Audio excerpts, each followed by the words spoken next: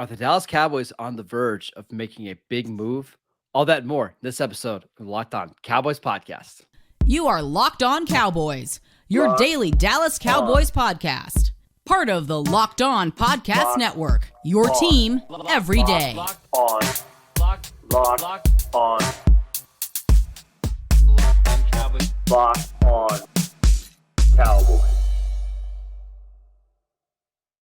Welcome back to the Locked On Cowboys podcast, part of the Locked On Podcast Network, your team every day. I'd like to thank you for making us your first listen of the day. This episode is brought to you by FanDuel Sportsbook, the official sportsbook of the NFL.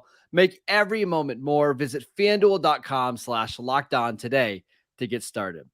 I am your host, Marcus Mosher. You can follow me on Twitter at Marcus_Mosher. He is Landon McCool. Check him out on Twitter at McCoolBCB.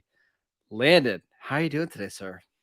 Doing well. It's Combine Day, right? It is. We're not just doing interviews today. We're going to see some people do some non-football activities on football fields, which, you know, that's about as good as you get this time of year, trying to see some of these prospects and just kind of figure out where these guys are going to land in the NFL draft. Yeah, so while we're going to be focusing on the field at the prospects, maybe the most important thing that actually goes down at the Combine is definitely. all the GMs and the coaches are there talking, chatting with agents. Basically, the offseason is playing out now. We just don't know how it's going to happen for a couple more weeks. But Landon, there's been some rumblings out of Cowboys Nation, and they're out there. You can go find them on Twitter.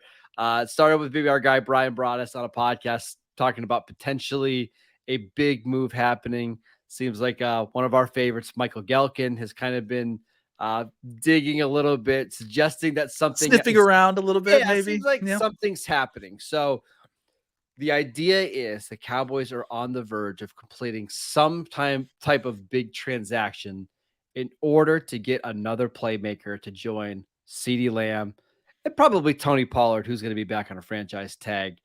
First of all, before we even talk about players, how likely do you think this is? That's the hard part, right? So I will say this, that the Combine, to me, when you hear like rumblings and talk at the Combine, and you please tell me if you think I'm wrong, but to me, the Combine is one of the few times when you hear rumblings and it feels like it's true. Yes. Like, because it just feels like we're before all the chumming, we're before all the misdirection of draft stuff. And honestly, you know, like all that stuff like that ends up coming, that's all about draft prospects usually anyways. Like this stuff that you hear about teams' interest in signing their own or teams' interest in signing free agents, or those kind of, you know, off-season kind of chatter that you hear from all the fact that all the GMs and a lot of coaches are all down at Indy and they're talking to media folks. Yeah, I think, gets right. They're going to St. Elmo's. They're going to, you know, all the local places, getting a nice big steak, having a couple of scotches in them, and guess what? Loose lips sink ships. So, I think it happens, and so I do tend to look. All of this should be taken with a grain of salt, but I would say that I am applying less salt to some of the stuff in the Combine because I feel like you're getting somewhat honest answers at this time. This is the one time of the year that, if you go back, like if you listen to all the rumors and then you go back 3 months from now, most of the time it ends up panning out because number one, everybody's there. And number two, there's a lot of people listening, right? Like Tom Pelissaro from NFL.com is just everywhere listening to what these agents and these GMs are saying. So I tend to believe that this is the case, that the Cowboys are working on something to add another playmaker to the offense. They know that last year, they were way too reliant on CeeDee Lamb in the passing game. They know that Dalton Schultz is probably going to leave in free agency. They've got to protect themselves somehow. How is that, or who is that? That's up for debate. But I do tend to believe that they are trying to get somebody else in here. And last thing I'll add is, I mean, not to overstate the obvious, that not that this only ever really means anything, but Stephen Jones said as much that they wanted to add playmakers. I mean, he literally said that in his Indianapolis press conference. So I know that we have a tendency to not believe a lot of what Stephen says, and I think that there's pretty good precedent for that at times. But sometimes, you know, they tell you the truth, like just straightforward, and we should hear that. And now that we're hearing kind of, you know, what do you call them? Aftershocks, I guess, of that comment. I think it's time to at least start exploring what they could be talking about. On top of that, it just lines up, right? Like, yeah, it makes sense. They have to add another playmaker to this offense. Now, if it was at a different position, like, hey, they're trying to add another all-pro cornerback or a Pro Bowl edge rusher, like, okay, I would be a little bit hesitant to believe that. But another playmaker, they need one. So it lines up. Now, Landon, let's discuss some potential options and maybe some of the names out there that could qualify as a big move next. This episode is brought to you by FanDuel. The midway point of the NBA season is here, and now is the perfect time to download FanDuel, America's #1 sportsbook, because new customers get a no-sweat first bet up to $1,000. That is bonus bets back if your first bet doesn't win. Just download the FanDuel Sportsbook app. It's safe, secure, and super easy to use. Then you can bet on everything from the money line to point scores and three-pointers drained. Plus, FanDuel even lets you combine your bets for a chance at a bigger payout with a same-game parlay. So don't miss a chance to get your no-sweat first bet up to $1,000 in bonus bets when you go to FanDuel.com/lockedon. That is FanDuel.com/lockedon to learn more. Make every moment more with FanDuel, the official sports betting partner of the NBA. All right, Landon, let's talk about some potential moves the Cowboys could make. Let's start with some likely ones. So, one thing we know for sure is that Brandon Cooks and his agent are in Indianapolis right now trying to work out a trade. Now, we know the Cowboys had interest last year. They didn't quite want to give up a second-round pick for his contract, but Brandon Cooks now going into his age 30 season has base salaries of $18 million this year, $13 million next year. So what's that? $31 million over the next 2 years. Would this qualify as a big move for you?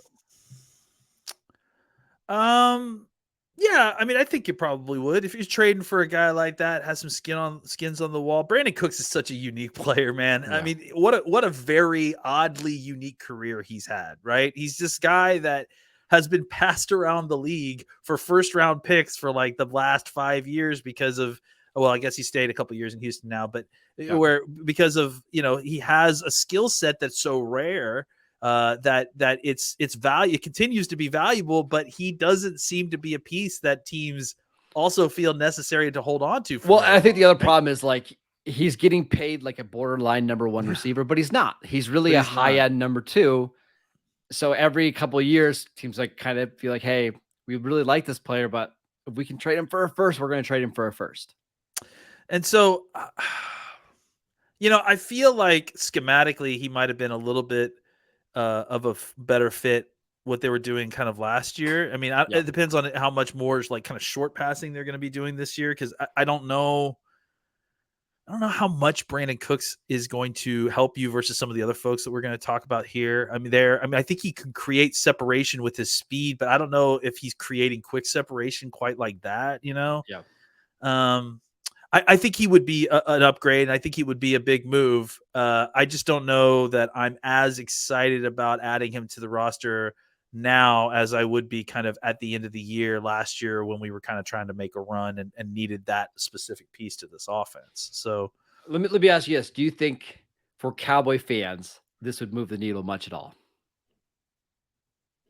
That's a good question. I think it would a little bit because people know his name, and yeah, I mean, he's been traded a ton. He was a first round pick too himself, wasn't he? Yep. 2014 draft. I think if you're looking at what like the common Cowboy fan looks for is they look for name recognition and position. And I think that would probably move the needle for a lot of Cowboys fans more than it might move it for me, honestly. Yeah, I kind of agree. If the Cowboys end up, let's say it's a 3rd round pick for Brandon Cooks, right? On a 2-year, $31 million deal, I'd be fine with it. Like I don't think it would get me super excited, but I do think it would be an upgrade over what they had last year. Having said that, I honestly don't know if it qualifies as a big move, right? As something that I don't know if it takes them from being the 3rd best team in the NFC to the #1 team in the NFC. Like I just don't know if that happens. Another move that's out there that we've been speculating and talking about for a long time is Odell Beckham, who I would have to assume is close to 100% or getting there. And now that he has, a full off season with the team, the Cowboys can actually negotiate with him right now because he's been a free agent for over a year. Does that one move the needle for you? I think a little bit. I mean, I honestly think that it's weird, right? I honestly think that they flip a little bit now that we've started the season over and now that we're talking about a different offense. I think last year, if given the choice between Brandon Cooks and Odell Beckham Jr., I might have picked Cooks over Jr. for what we were trying to do, right? Yep. But now I would say I would prefer Odell Beckham Jr. because if he's healthy, or if he's at least, he's been well over a year, past a year on his ACL injury, and it'll be almost a year and a half by the time training camp rolls around. I mean, again, you're talking about one of the greatest slant runners in NFL history going into a system that is probably going to be running a lot more slants next year. And again, it's kind of a number 2 receiver with a number 1 receiver resume. I think that has some appeal for the Cowboys, and especially since he can play a lot on the outside and win on the outside. That allows you to continue to move CeeDee Lamb wherever you want to kind of exploit matchups. So I even though he's a little bit older and he's coming off an injury, I kind of feel like Odell Beckham Jr. may be a better fit for what the Cowboys are going to try to do now, better than he was last year. And on top of all that stuff, the Cowboys can structure a contract however they want, right? If they trade for Brandon Cooks, they basically have to do whatever the Brandon Cooks deal is, unless they re-sign him, which that's a whole other problem, right? But the challenge with Odell is you sign him and you figure out a contract, whether you want to do a 1-year deal or a 2-year deal or a 3-year deal with void years. I mean, that part you have a lot of flexibility. You also don't have to give up a draft pick, right? Yep. So you can improve your wide receiver core, keep all your picks, and then reinvest them all in your defense to keep your defense good. So I'm not sure Brandon Cooks is I'm not sure Odell is better than Brandon Cooks at this point. However, I do wonder if Odell is a better fit and the better option for the way this Cowboys team is kind of going currently. Do you have any idea what the market is probably going to be for Odell? That's the interesting part to me, is because if you're getting him at the same price as Brandon Cooks, and you're not having to trade for trade a pick for him, and he's probably a better fit. So again, Brandon Cooks is owed 2 years, $31 million over the next 2 years. Yes. 15.5 basically for the next a year. So you think Odell's probably going to ask somewhere between 15 and 17 is probably what I would guess? Probably. I would probably, I'd almost pay 17 for Odell than pay 15 and 5 and trade like a top 90 pick. Yeah, I kind of agree with you. All right. So those are the two most obvious moves out there. Now, we have to talk at least about the guy that Brian brought up on the podcast, because I think that's the name that people have gotten maybe the most excited about. Listen, there's been some rumblings about this for a while. Stephon Diggs, who just happens to be the brother of Trevon Diggs, Broadus kind of threw out the idea of the Cowboys trading for Stephon Diggs. First and foremost, is that something that's appealing to you at all? I think it is. I'm almost embarrassed to say it, but I love the way he plays the game, man, and I kind of think it fits really well with what they're trying to do. He's a savvy guy. He can get open on short routes. He's physical. He's tough. Yeah, I kind of feel like it does make a lot of sense. He's, one thing I don't know off the top of my head is, where is he? Is he 28? He's 30. I don't like that, because especially since his game is kind of not such that it could fall off, and it kind of did last year a little bit. And here's the issue with Diggs is he signed a new contract last offseason, but there's only $7.9 million guaranteed left on his contract. I got to believe if he's getting traded, he wants a new deal, or he wants more guaranteed money added. So do you want to add $50 million of guaranteed money to a receiver going into his 30s? Probably not. And again, I worry about how well his game continues to translate into his 30s. I think he's savvy, and I think that will help. But it's also one of those situations where he doesn't have dominant physical skills, So you worry that yeah. as those deteriorate, that suddenly it really kind of falls off a cliff, right? So I don't know. Yeah, I if you're just talking about the player, I think Diggs would be an awesome fit with Yeah. not only Dak, but just in this offense and with CeeDee Lamb, because you can play him on the outside, you can play him in the slot. He gets open, he's good after the catch. The problem is everything else, right? Like, Yeah. how long do you expect him to perform like a top 10 receiver? Yeah. And why is Buffalo trading him? If they Yeah. trade him before June 1st, it would cost them 17 million in cap space. So the only way they're making this trade, the only way is if you give up a king's ransom, right? And then you're basically giving them a first and a second and something else for Stephon Diggs. That's where you start to lose me a little bit. Not to put this on anybody else, but it seems like there is this kind of class of player, the Jalen Ramseys, the Amari Coopers, the these guys that are ultra talented football players, but for some reason they keep getting traded away from the teams that got them, and you wonder if there isn't something there that like we're just not aware of, right? And Possibly. I don't mean to imply that stuff. Who knows? Like, but it is odd that you see these guys who are like cornerstone type football players that are constantly kind of on the trading block. So Yeah. anyways, I think all the points you made are valid, and I would love to see it happen, but I just I don't know know how feasible it is. the idea of seeing the Diggs brothers go at it in practice Yeah, and it'd be a training lot camp, of that's fun. exciting. But yeah, the reality of the situation may be too difficult to kind of work around. All right. So those are the three names that have been talked about the most. Let's get a little wild, Landon. Oh You ready boy. to get some Yep. wild Let's on do some it. Let's do it. potential big moves? All right. We'll do that next. All right, Landon. We're talking about potential trade options that the Cowboys could make this offseason to really improve their offense after some rumblings that a big move is on the way.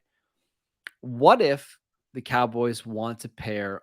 They want to give Dak Prescott another weapon to pair with CeeDee Lamb, to pair with Tony Pollard, but not necessarily a receiver. What options are out there? We discussed the potential of a Kyle Pitts trade before. I don't know how realistic that is. However, you look at the tight end market, and there's some tight ends out there that I won't be surprised are available via trade. The one that comes to mind for me is Mark Andrews for the Ravens. Only 28 years old, just turned 28 years old, only has $7 million guaranteed left on his contract. The Ravens do need to free up some space if they plan on tagging Lamar Jackson. What about a first-round pick for Mark Andrews? Yeah, I mean, this is a guy who's been quietly, in some ways, one of the better tight ends in football, especially one of the better two-way tight ends in football, I'd say. And especially when you consider, like, in Baltimore, this guy has been like one of the main focuses of the offense. I mean, outside of running the football, they throw the He's ball been a the ton guy. of their tight ends. He's been the guy, and the Baltimore Ravens obviously put a high priority on tight ends, and you can see that just by looking back through their depth charts the last few years. They routinely roster 3 starter level tight ends on their teams year after year. So that kind of plays well to the idea that they may be willing to trade a guy like Mark Andrews because they feel like they probably have in-house options. I think the numbers thing that you mentioned is something that is definitely coming up right now as they're dealing with what to do with Lamar Jackson, who, from what I understand, from what I've heard, is looking for a fully guaranteed contract. So I think that it's one of the situations that makes the most sense for a trade. The question becomes, like, like I said, Mark Andrews to them is like their number one wide receiver, essentially. I mean, so trading away an asset like that, there's some psychological aspects to that, I feel like, almost, right? Especially when you're trying to re-sign your quarterback. Yeah. But here's a couple of things to consider. They drafted 2 tight ends last year, Isaiah Likely and Charlie Kohler, and Likely looks like he's going to be awesome. Likely very good. Thank you. There you go. Nice. This is one of the weird years where the Ravens don't have a million draft picks. Like, we're used to the Ravens having like 14 draft picks. They only have 5 in this year's class, and they do not have a second round pick because of the Roquan Smith trade. And I just wonder, that's Eric DeCosta loves having draft picks. And if he could flip a player and get a first round pick or whatever back and save some cap space, I just wonder if that's something that they would be interested in. But as for his fit with Dallas, let's say the Cowboys do make this move. Gotta say, I kind of like it quite a bit because now you get a tight end that can stretch the field and can make plays after the catch. And is a decent blocker. He's a true two-way tight end, but he's one of the rare two-way tight ends who has real receiving prowess and is a real threat. So I like it as well. I mean, it makes a lot of sense schematically. It makes a lot of sense on a lot of levels. Like schematically for the Cowboys, it makes a lot of sense financially for the Ravens. It makes a lot of sense structurally for what the Cowboys are trying to do to improve their offense. I think he's a I'm as big a Dalton Schultz fan as there is, and I think it's a market improvement at the tight end position. So I think that it makes a ton of sense. Now, I honestly think, to me, the hold up for something like this is would the Ravens actually be willing to do this? Because I think, even though it financially makes some sense, I do think there is a psychological element to trading away a quarterback's favorite target. Right as they're also trying to sign that quarterback long term, even though that we're also arguing out of the same side of our mouth that trading away Andrews helps them re-sign. Lamar Jackson. The reason why I think they would consider it is they literally just did this last year. They traded away Lamar's favorite receiver in Hollywood Brown for a first round pick.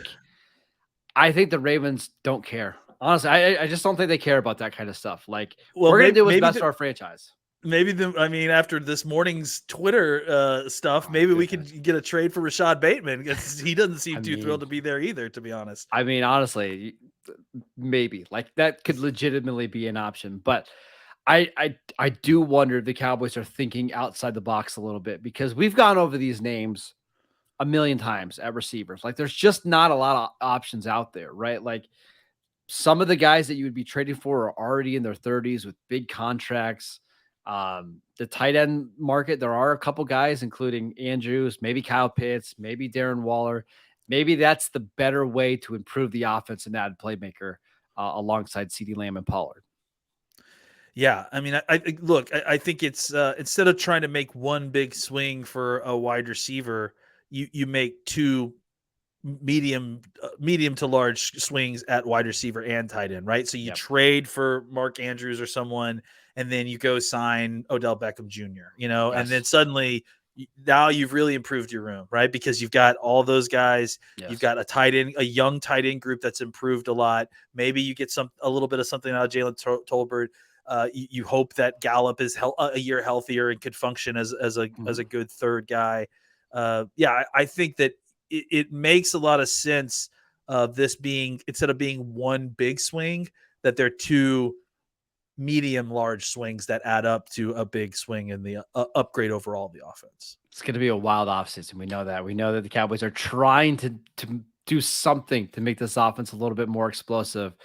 We shall see what they do over the next few weeks. That is it for today's show. Thank you for making Locked On Cowboys your first listen every day. We'll be back tomorrow to do a little bit of some combine wrap up. We've got, I think, defensive line and linebackers working out today. That'll be a lot of fun. Now make your second listen the Locked On NFL Draft Podcast. Damian Parsons and Keith Sanchez provide in-depth coverage of the biggest NFL draft prospects, with deep dives into the sleepers and the hidden gems that can change your favorite NFL franchise forever. Find Locked On NFL Draft wherever you get your podcasts and on YouTube, all part of the Locked On Podcast Network, your team every day. Go follow Landon on Twitter at McCoolBCB. I am at Marcus_Mosher. Enjoy the combine, and we'll see you guys right back here tomorrow.